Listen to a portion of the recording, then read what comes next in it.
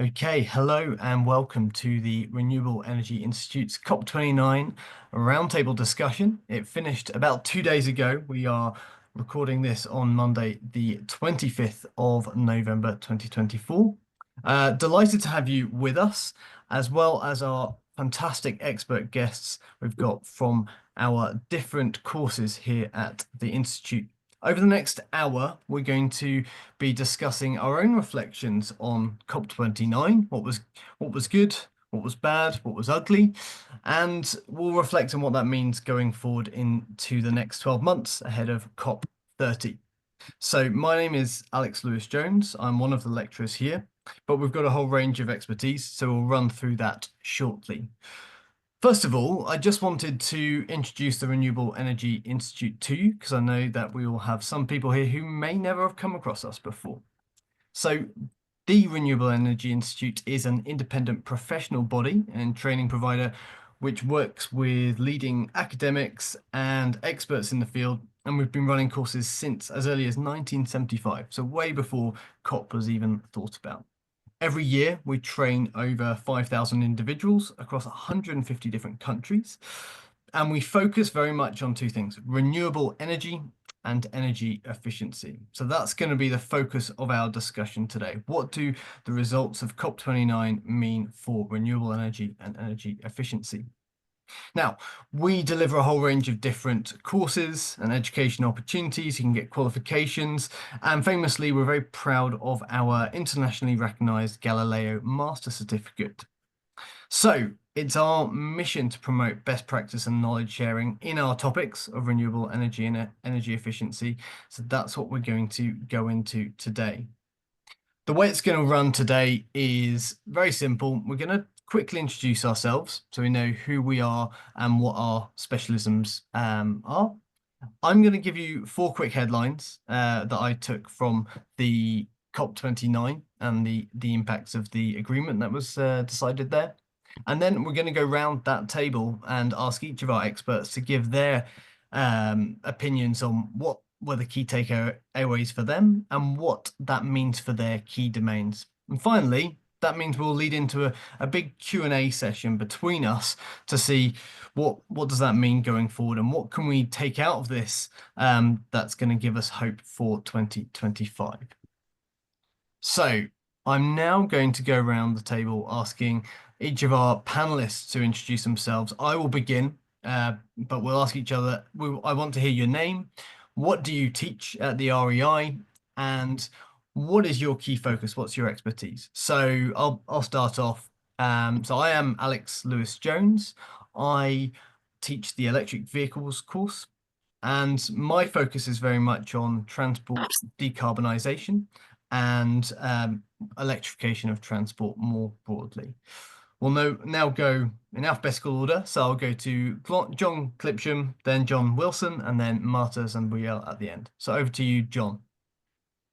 Thanks, Alex, and thanks for that very generous introduction as well. It's great to be able to participate in one of these webinars again and actually try and break open the reality of what that COP event has managed to achieve this time round. So I'm John Clipsham. I'm one of the lecturing team within the REI. In addition to lecturing at the REI, I'm a visiting professor at Strathclyde University. And my main area of interest is around hydrogen technologies. So it won't be a surprise when I say that the two hydrogen courses that the REI offer, one on hydrogen energy, the second one on developing hydrogen energy projects are run by myself.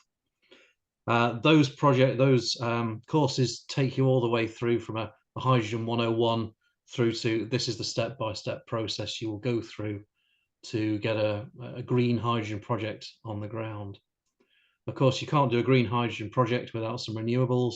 So the other course that I teach is Renewable Energy and Finance, which takes you through a very high level introduction to all the different renewable technologies, and then how we apply a project development methodology to that so we can actually go ahead and wherever you are in the world, allow you then to go ahead and whether you're planting windmills, hydro schemes, or some of the more entertaining and esoteric forms of renewable energy generation, we have a look at all of those. So that's probably enough from me. So hand over to other John. Hi, John.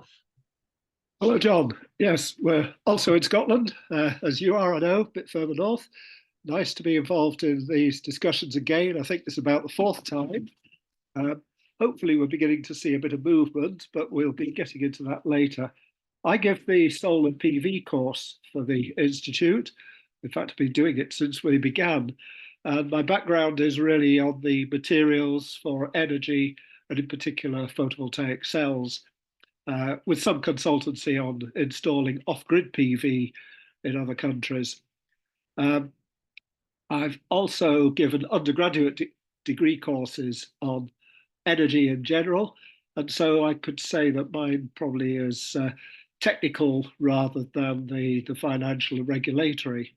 But the course I give automatically does include all the way from cells through to making panels, through to how you use them practically, and includes all of the necessary safeguards that you have to look at, particularly in countries like the UK, which is highly regulated on connecting up electrical generators. So it's an overall quick course in 2 days, which leads on to anyone going further into the practical training for becoming a fitter or a designer. I think that's probably enough for me for the moment, but certainly I will mention a few technical things, but mainly leave that till later. Over to you, Martin. Thanks, John, and Alex. It's a pleasure to be here another year. I'm the lecturer for two courses. I teach the carbon finance course and the carbon capture and market strategies course as well. And actually very relevant for the COP, I guess, considering sort of the closeout of the Article 6 discussions, and I guess we'll go through that in a moment. The main thing about these two courses is that they both touch on how to best use carbon markets. The carbon finance one more from a perspective of a credit buyer. So how do companies do the full accounting around CO2 and other gases emissions for their own company, but also how do they use the carbon markets and the credits to achieve their company's net zero targets. And then the carbon capture and market strategies course is more on the credit seller perspective.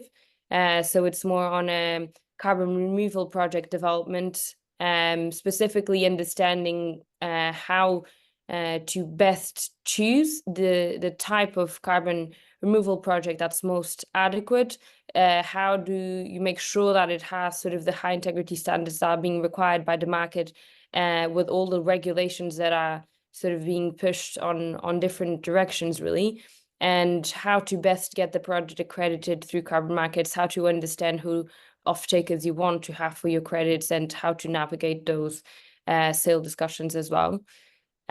So that's mostly around the carbon market side. And as my day-to-day job, I also work at Ikigai on structuring decarbonization projects for large infrastructure.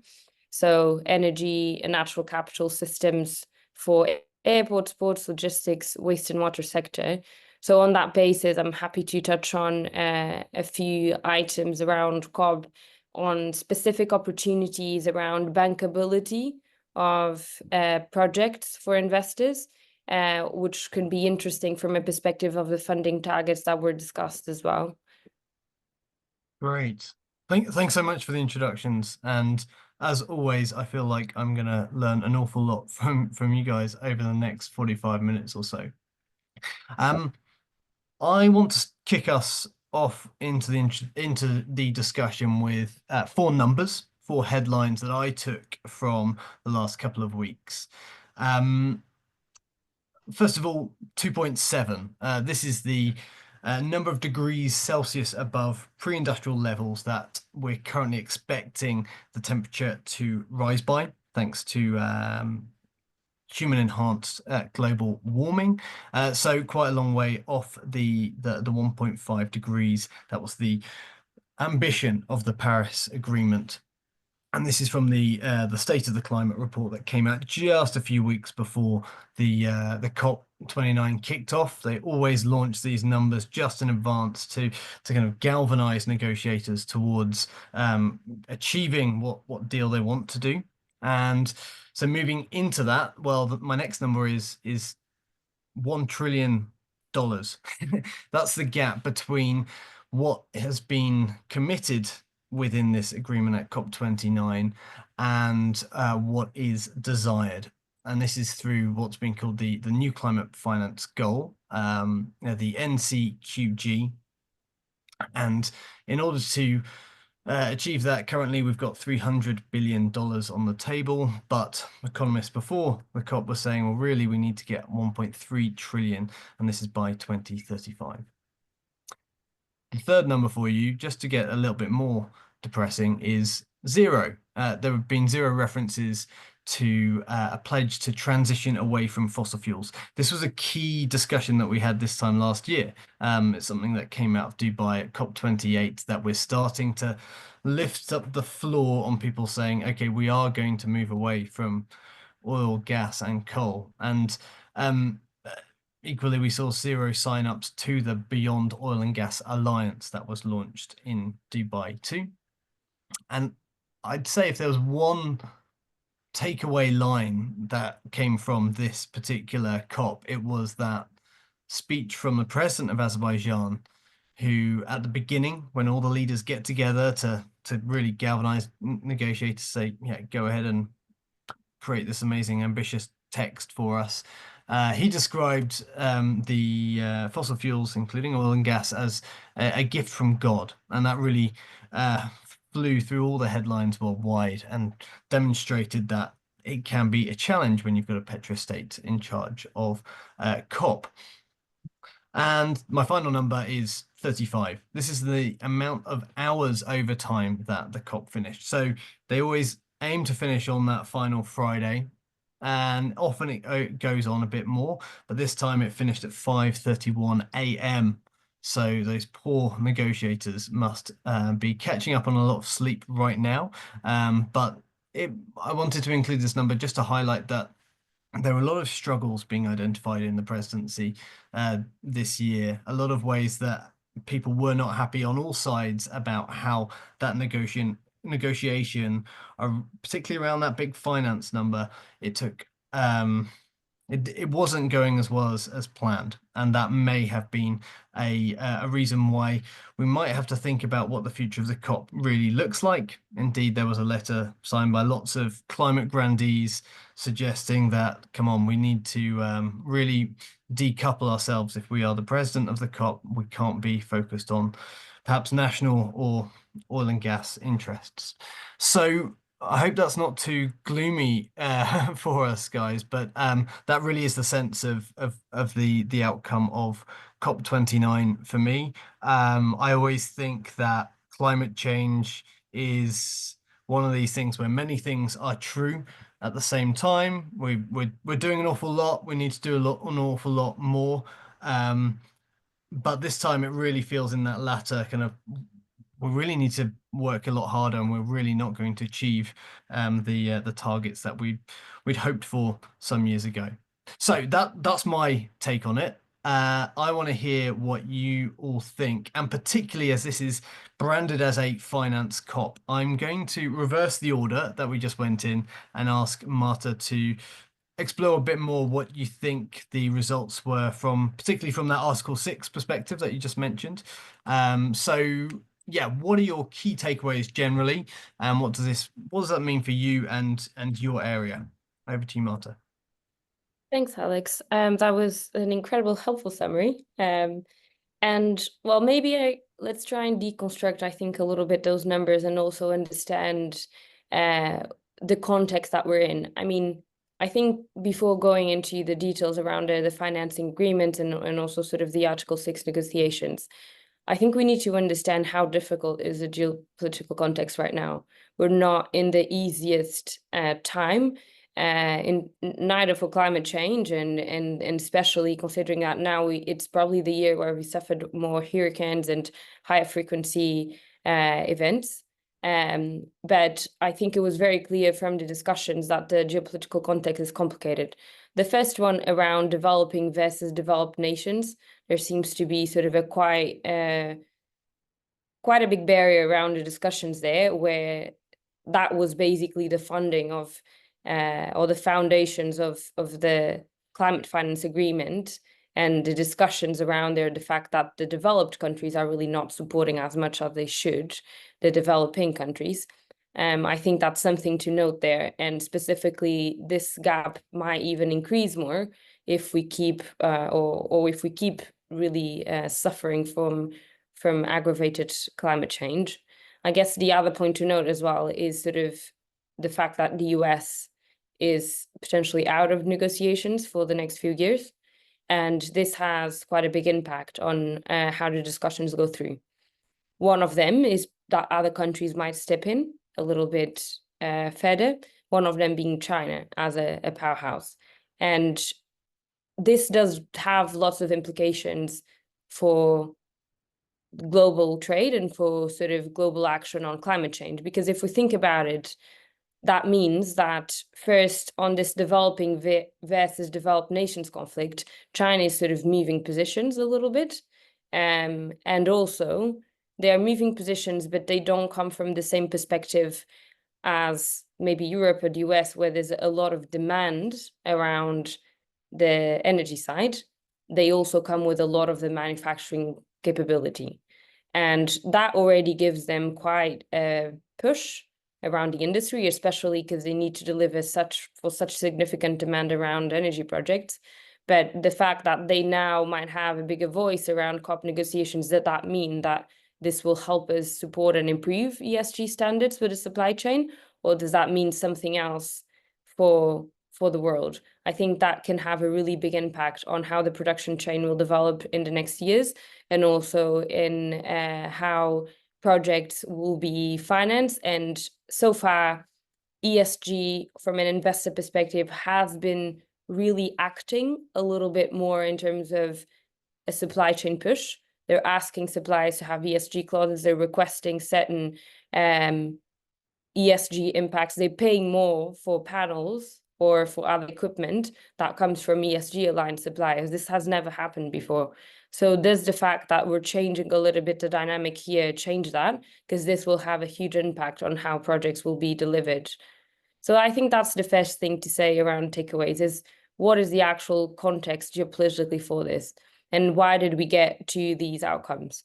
On a financing basis, it is not where we want to be. It's true. There's a progress there. Have to admit that, really. It's more for developing countries, both of the types of negotiations that we heard of. In terms of a climate finance agreement, the 300 billion per year, interestingly, I looked up some articles which took in account inflation, because we had a previous target which was on the 100 billion. And so there's a lot of articles coming out, wow, we tripled it, although it's not there, we tripled it. But with inflation, actually, if we consider 300 billion per year by 2035, that is not that much different than the 100 billion per year by 2025, which means we do need to live more and we do need to sort of support more. Now, but what is this funding going for? That's something that we also need to understand. Mostly, actually, the funding seems to go into adaptation projects.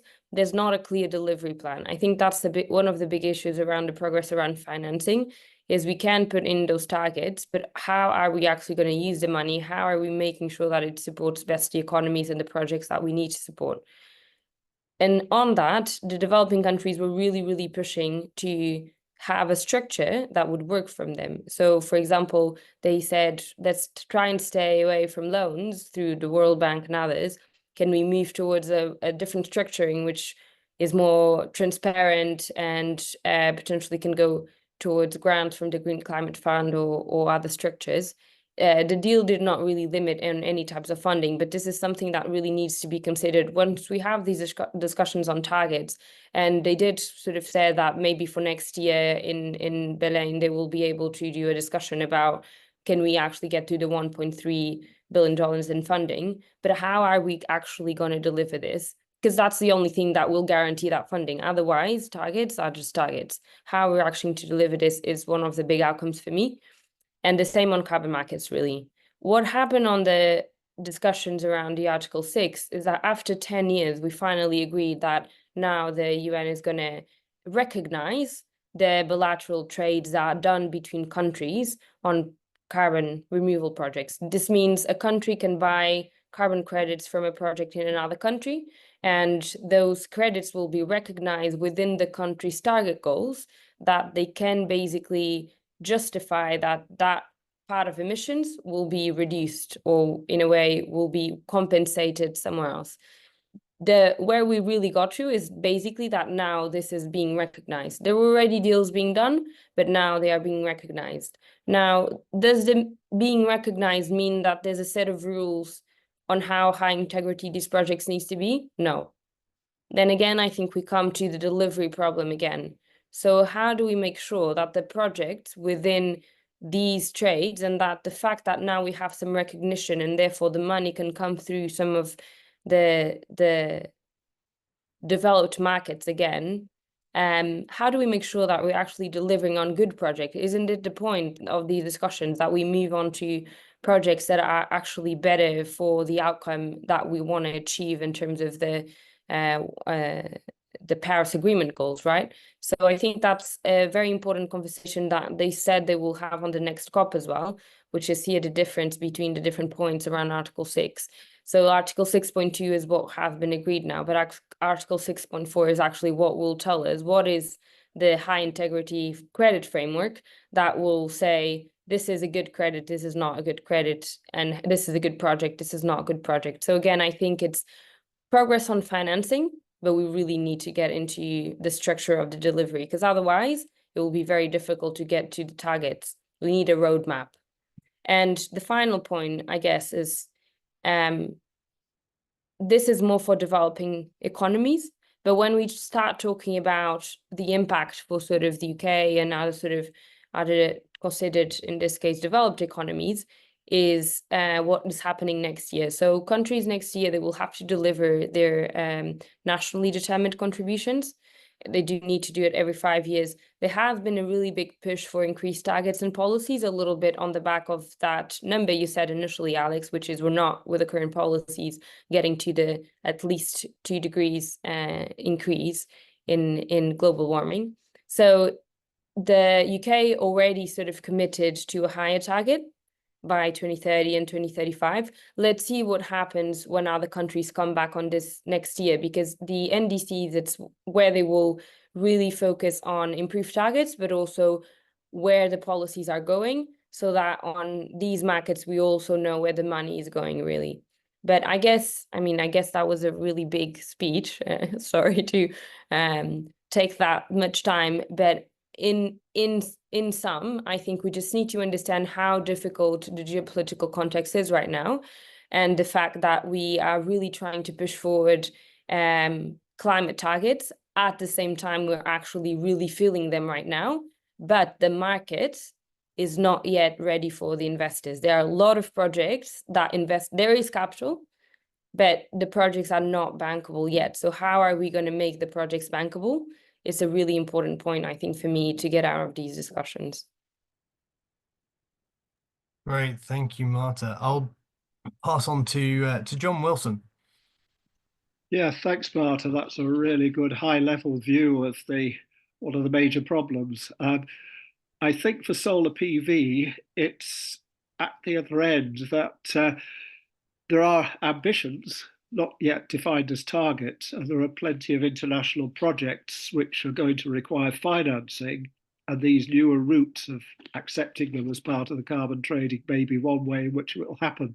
I think from my takeaway really from COP is that we have to accept that it's been good to at least keep talking, even if the agreements have not been as much as we would have hoped. We sometimes feel that despite all the actions or non-actions, the global temperature shift is still continuing upwards with some ripples year on year. So it still isn't a good overall picture, but at least we have to keep it alive with nations talking. And as you say, the most important thing is going to be when the national quantitative targets are going to be set yet again, that these may be a bit more ambitious because there are very few countries yet, UK being one of them, that's actually announced them. But I think within PV, let me just say one or two background facts that may help. It's been calculated that this is by Solar Power Europe, which is a large 40-country association of policymakers in the PV value chain. Solar Power Europe have calculated that the global capacity for installed photovoltaics is now 2 terawatts. That doesn't mean much to most people. You can't really picture a terawatt, but what it is equivalent to is the total installed electricity capacity of the USA and India and UK. So it means that PV has been one of these technologies that is scalable. You can start at a small level and build up. And the result is that from many countries, developing countries' perspective, they've stopped supporting small domestic installations, houses and even small factories, and they're beginning to go for utility scale. Even in the UK, where we often think we're very land poor, we don't have a lot of space, the push is now for utility scale only. And this is all going to help towards the ambition that solar PV should add up to 1 terawatt of new capacity annually from 2030. Well, that's an immense number compared with what we have now. It needs a massive scale up of hardware and of the workforce. So the potential for job creation and all the other aspects that positively impact on economies is good. But at the moment, and also just to note that that has to go together with increasing storage, where there's a similar global target, which will mean we have to double the grid investment. Countries that have grids, we have to install mini grids in countries that don't. All of these are, in a sense, ambitions. And it has to be set against the background that photovoltaics at the moment are entirely dominated by China. They dominate production of the raw materials, as well as the cells, as well as the panels. And consequently, they are controlling the price, whether it was intentional or not. That's another political effect which has happened. Despite many countries having ambitions of getting into production for photovoltaics, they've been unable to fight this trend of China to dominate. And what it means is that there's been an oversupply of photovoltaic panels, which has led to the price falling, which is good for some countries. It means that the quality of the product is still high, and that helps developing countries in a way, although they're a long way behind, because the big problem continues to be, how do you finance this? There's a role for government grants and for international projects, but at the moment, I think we're not seeing enough private finance coming into it, and that's going to be something that has to happen eventually.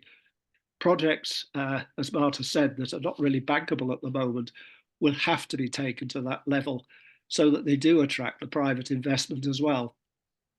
And I suppose the other political effect anyway is that with the stress of ongoing, I was going to say a couple of things, but the stress really with the ongoing wars and the ensuing migrant populations that are moving around, this also has an impact on the energy picture as well. It would surely make sense for more investment in the countries that are having economic migrant flows out. If we invested in those more, surely that would alter the whole picture. It would make it more positive. But that's another aspect of it. So as far as COP's concerned, I see that there should be more attraction for big global projects, certainly in my technology as well. Whether different countries get involved other than China is, in a sense, a local picture. But at the moment, there are certainly positive signs that we can get this increased production, increased installation, and hopefully it will flow over into other countries that at the moment cannot afford to go such a fast rate. That's my initial take. Thanks so much. Okay, and finally on to John Clipsham. Right, thanks for all that. I'm going to be a bit brutal just for a moment and say I was really saddened by the overall COP event this year, to the point I was asking myself, is this actually relevant anymore? And I had to just bring myself back in to say this is the only mechanism we've got to have any degree of global engagement by the majority of the world's nations about this subject. And if those of you who have done one of my courses will know I make this point on the course that we think back to what we went through with the pandemic, and we were able, within a period of 9 months of recognizing that we were under threat, we were able to come up with vaccines and a program to work through that. We've known about climate change, and if you believe a lot of the information that's out there, well, we've known about it since the 1960s. That's 50 odd years ago. And we're still unable to, sorry, John, I had to do the calculation there, trying to work out from my own age what the difference was there. But we've had that time, and we're not moving fast enough. The consequence being it's not a 1 degree rise, it's a 1.5 or 2, and now 2.7. And a lot of the forecasts out there say we're going to bounce through 4 degrees quite comfortably if this carries on as well. So that was kind of negative. And when I saw everybody slapping their backs at the end of it saying, yes, we've finally reached that agreement, and noting that it's getting longer and longer at the end of each COP event to get that agreement signed, means it's getting progressively more and more difficult to find the accommodations. I think there was a thing where it panned round, and I think it was the spokesperson for India who had her head in her hands, just, we've not got what we need here. And the recognition that actually the developing nations are mopping up the problems that have been caused by the developed nations over that period of time. Anyway, I'll get off my soapbox for a minute because it just reflects how disappointed I was that we haven't made tangible progress. And the way to get that tangible progress is free the finance, come up with structures that allow that money to move, because the projects are there. I'm having to say no to projects in Africa because they can't secure the finance. And these are world-class projects. So, what have we got to do to break that open? So a few words on hydrogen, and hopefully just a very few words. What was buried somewhere in the COP this year was a hydrogen declaration, which had 4 points in there, which I will just read to you. Firstly, was to stimulate demand in hard-to-abate sectors. Secondly, provide finance and technical assistance. Thirdly, there was a focus on research, development, and demonstrations. And fourthly, encouragement of integration of green hydrogen and derivatives into national climate and energy plans. No surprises in any of that, really. It's a rehash of what the hydrogen teams have been promoting for years now, with one subtle change. The emphasis now was on hard-to-abate sectors.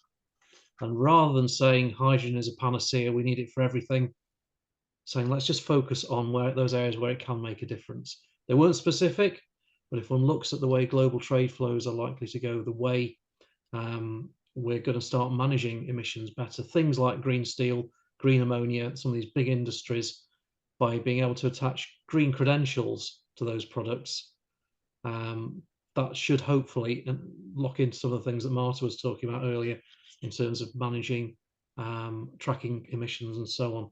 But yes, hard to abate sectors, it wasn't specific, but the big heavy industrial emitters, maybe some of the big transport emitters, aviation and maritime being two that immediately come to mind. So I'm going to close with a quote, which came from Bertrand Piccard, who's one of, I don't know if you come across him, other John, he's one of the solar guys.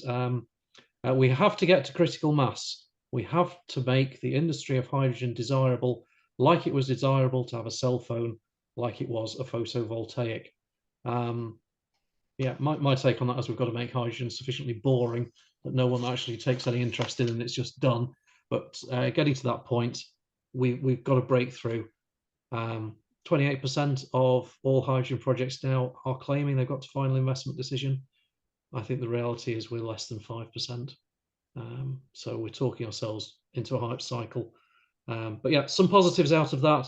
but nothing tangible within the mainstream COP declaration for hydrogen projects. Great. Thank you so much.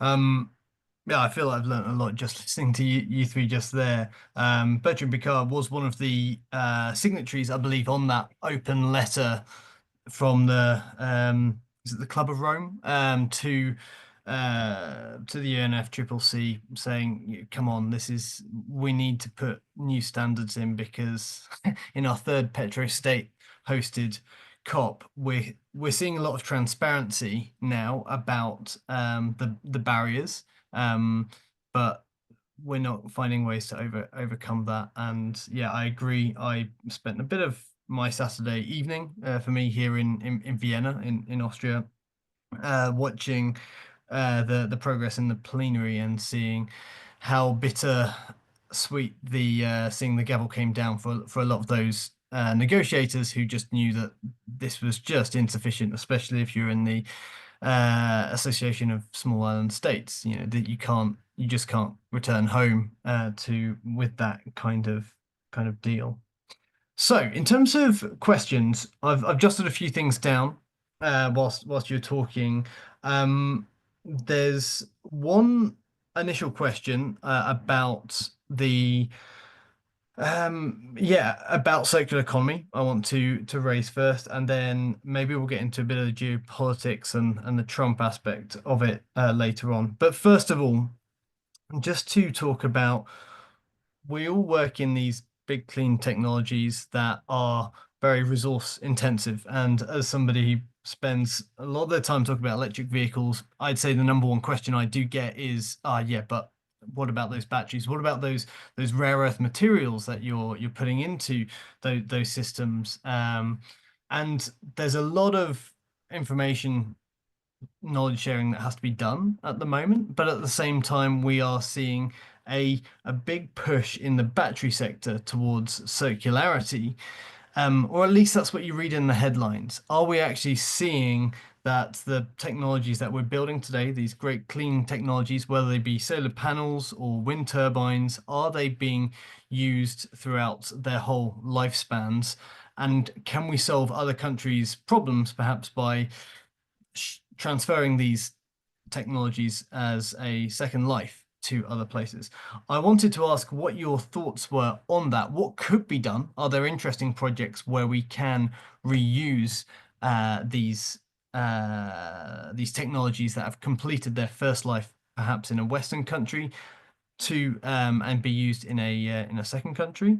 And yeah, I'd like just some reflections on that. I'll just kick off from an electric vehicle charge point perspective. We had the first electric vehicles coming mass market around 2010 time. It was actually just around Copenhagen 2009. A brief anecdote there. I remember being there. That was the first COP I ever went to, and God, the how the hope was just sucked out of us when we realized that there wasn't going to be a proper deal to save the planet.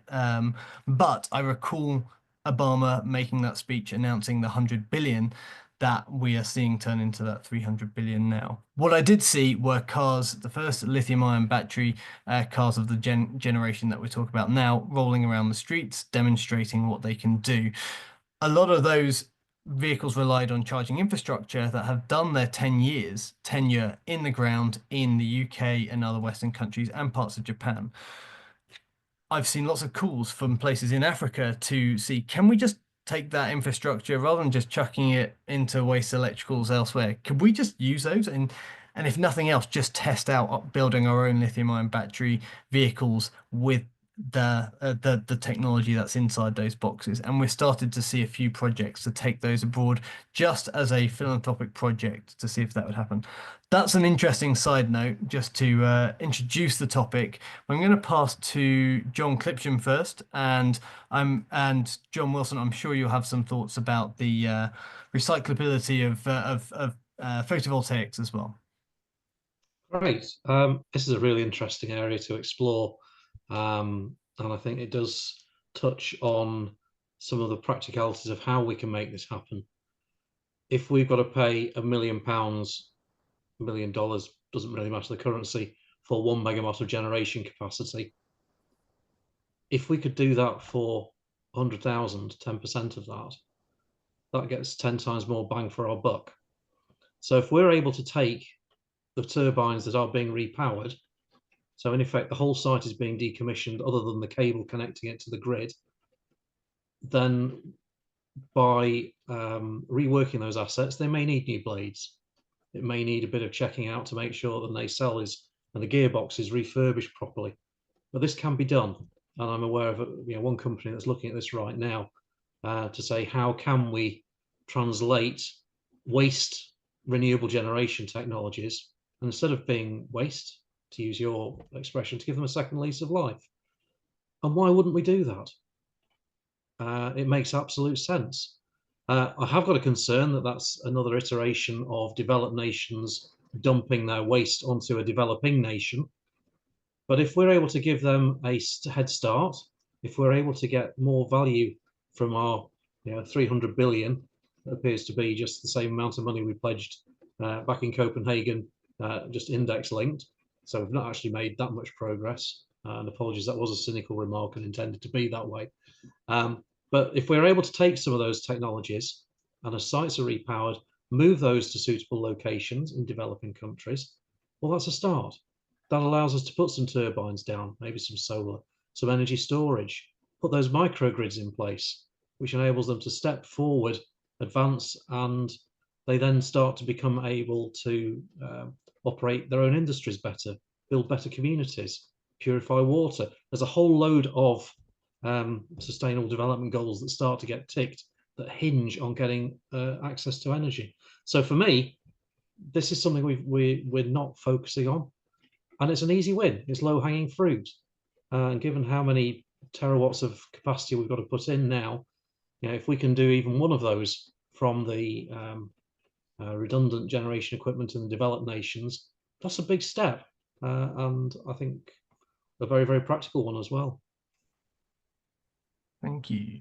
I just add to that. If you want an example of how it's done, just look at the vehicle industry today. A lot of the vehicles that will be first owned in Germany will then be, if we look at, let's take a bus, for example, be first owned, do its first 200,000 kilometers up to 500,000 kilometers in Germany. That might get sold to Eastern Europe, but ultimately that vehicle might find itself being maintained and kept going many years down the line in Africa. So we already are aware of ways that we can keep technologies in use. But wouldn't it be great if we're doing that cleanly rather than using very dirty diesel solutions that are actually adding to air quality issues in cities across Africa? John or Marta, did you have any points to make on that topic? I do, but John, if you want to go first on the solar side, happy to go next. Okay, a couple of things. Thanks, Marta. Yes, it's exactly that problem.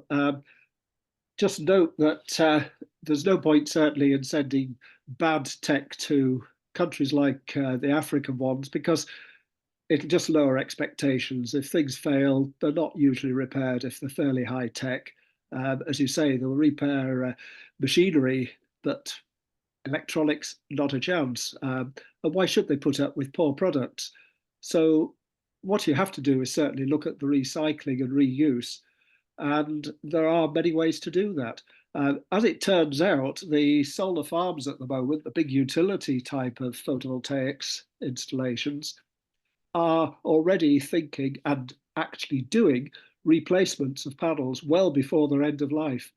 Because for an investor in a solar farm, a percentage change in the efficiency makes a very big difference to their income stream from the cost. So they're attracted to replacing panels long before they would normally be given up. So there is going to be, from now and into the near future, a source of very good panels, not at the highest percentage, but well workable. So there is going to be that market.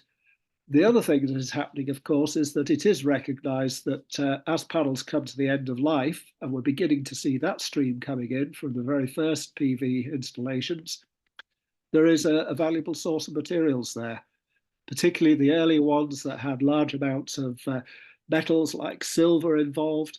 You could recover the frame, you could recover the glass, you could recover anything all the way up to the silicon.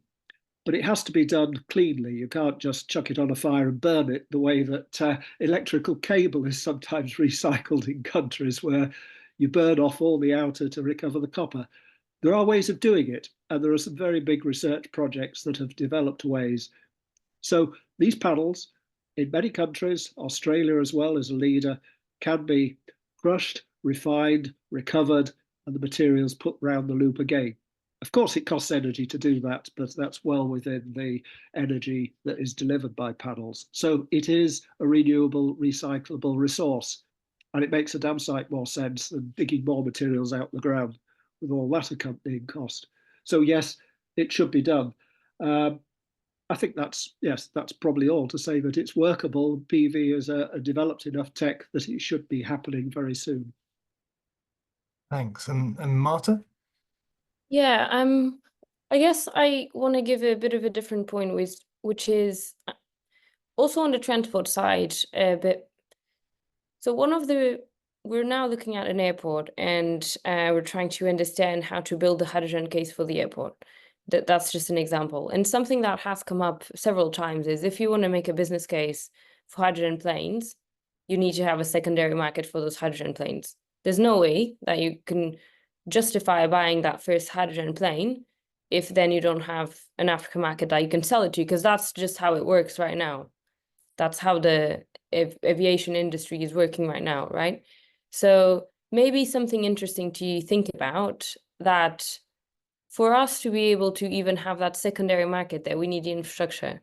Because how are they going to use the planes if there's no infrastructure there that provides the hydrogen? So this cyclical thought comes in a couple of different industries. And I think we now sort of had the opportunity to really do more efficient systems. I think that's one of the things that we've been cracking is how do we regionally use better the resources that we have to produce the energy and and sort of future-proof the demand that is required in that region. So just taking the example of the airport, let's say we can now use the land of the airport to put a solar plant on it to future-proof the electricity consumption, which will then go into electric vehicles as well. We can try and improve their heat sourcing from a waste heat source, which is maybe a wastewater facility around that area. Or at some point, we can start looking at how we're going to decarbonize transport. And obviously on an airport context, that means aviation is a big leap to look at hydrogen for airplanes only, but maybe to build back that business case, we can do a hub that not only or has the aim to go to airplanes, but actually supports the rest of the community around there, trucks, refuse collection vehicles, other types of coaches that operate around the airport that potentially might use that hydrogen as well, and which otherwise can't decarbonize alone. I think what we've been doing all these years is trying to crack those systems a little bit to be able to now scale them up. And on that perspective, is the role of markets like Africa just as a second-hand market, or actually can we take another look at globalization and try and do and mimic that efficient production on a larger scale? Can we distribute the resources more? These markets have scale that doesn't exist in Europe or the UK. There's no land. There's just no space for us to do the same amount of renewables. Potentially, they can actually produce it more cheaply. Is there a way where we can lift and shift those efficient systems that we're doing regionally and just try and use the resources globally a little bit better, so we produce it more competitively, but also that we can sort of use that on high demand markets as well? I think that's the leap that we need to do between the current conversations and the future international conversations. It's how do we actually are going to use, instead of making it a conflict on developed countries need to pay for developing countries, how do we improve the economics for everyone?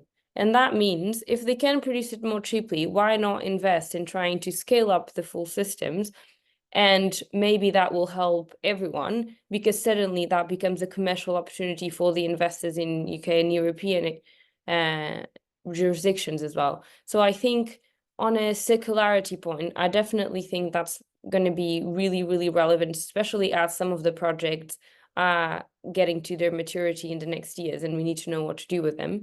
But I think it's also an opportunity to see if we've already cracked having more and a more efficient energy system, why not try and scale it up on a more global basis and maybe actually look at circularity a bit differently and really piggyback from the resources that we have globally to make sure that we enhance that for us, and that we also in certain markets try and fix some geopolitical issues. So John, you were mentioning before that China is sort of the manufacturing house for solar.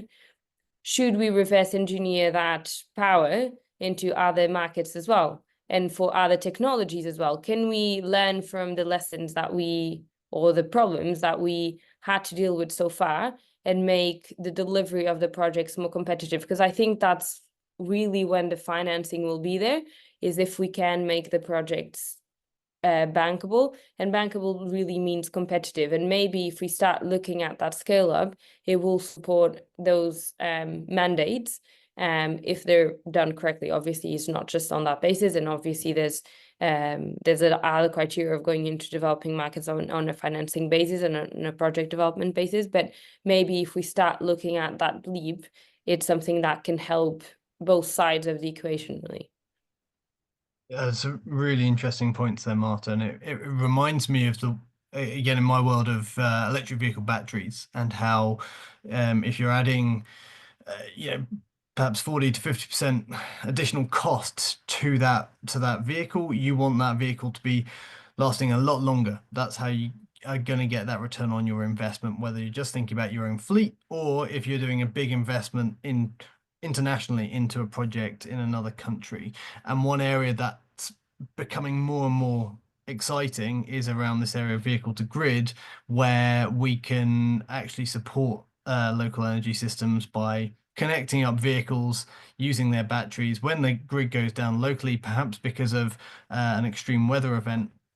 Then we know that we can maintain power for hospitals. Essentially, it's a technology that the Japanese developed post Fukushima, and we're now seeing Japanese investors developing projects in places like the Caribbean to power entire villages and towns, while at the same time that's allowed them to invest in new electric mobility projects for that area. So it's a kind of the win-wins between adaptation and mitigation, which might perhaps make things more bankable as well, as you describe down the line. Yeah, completely agree. And I guess just one last point on that, to go back to COP, the climate target that was announced, I think it came about as much as developing countries say, I need money, and developed countries saying, we can't only give you this. While, to be fair, if the discussion was changed slightly, and therefore the point around what is this actually delivering, maybe if we make the right business case in terms of the money is well structured, we want to put it on these projects have a return, this is good for you as well, and you can build back from that production facility, you can build back from the energy that will be produced, then the business case will be much better for us to evolve on those financing discussions. So I think there is some progress there around having even a financing discussion, capital being released a little bit more for climate adaptation projects. But I think we really need to move the discussion into, this is not just a charity opportunity, this is the opportunity which is profitable for you, it's a good case for you as well. And I'm being a bit blunt there about the situation, but I just think that the grounds for the discussions are there. We just need to frame them a little bit better to get to the right outcome for everyone, I think. Great, thank you. I'm conscious of time, and I just want to go around the table one more time and ask you something very, very simple. We mentioned a bit about the geopolitics, and going into 2025, of course, we do have a new person entering the White House in the United States. So I wanted to ask how you will feel about going towards COP30 in 2025. What is there one thing that gives you hope, or perhaps one thing as well that gives you reason to hesitate? Maybe that's about what the rise of populism or internalized thinking might be having on kind of multilateral diplomacy or indeed international development projects. So I'll just kick off in terms of the hope for me. It's when I see stats like fall into my inbox like this morning. Battery electric vehicle adoption up 12% year on year. That's great to see, even though all the headlines I seem to see in newspapers saying that there's lots of doom and gloom around electric vehicles. Now, the reality is most of that is by China, and China increasingly capturing that battery supply chain. And the thing that makes me hesitate rather than hope is when we've got, Trump coming in saying his favorite word is tariff, and we hear Europe talking about tariffs on electric vehicles being imported into the country. I fear that we are going to see this fight between the protectionism of our local economies and decarbonisation and clean air agendas for our country policies as well. So how that plays out in different countries will be interesting, and to see the UK kind of standing out as a beacon of hope for me, to say, yeah, regardless of geopolitics, we know that we need to move faster on getting rid of fossil fuels out of our transport system and therefore energy system. So they are finding ways to try and pioneer to be a leader of green jobs and hopefully win voters as well as win the electric car factories that will be no doubt have to be grown over the coming decade. But that's it from me. I'll let's go round again. I'll start with the same again. So Marta, then John Wilson, then John Clipsham. What gives you hope and what makes you hesitate going into 2025? Well, I'll tell you what gives me hope and what I think we can go and try and achieve, because I try to get through my days on a climate change market about trying to be positive. So if we try that, I think the first point is about the national determined contributions. I think that can be a really good story for next year, especially because that will really show improved commitments that will show how the efforts that we're doing so far, and there seems to be so much momentum going around sort of climate policies. It will be the time for us to see exactly where we are going.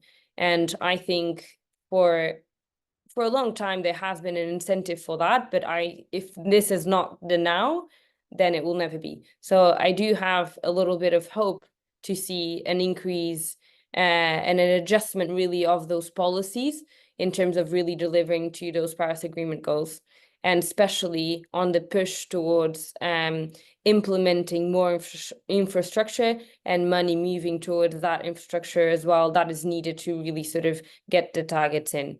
And I guess the second point that I'm slightly hesitant but hopeful, it's without wanting to repeat myself again, is just on one way, I think it's good the fact that we at least established the grounds around a finance agreement, around a carbon market.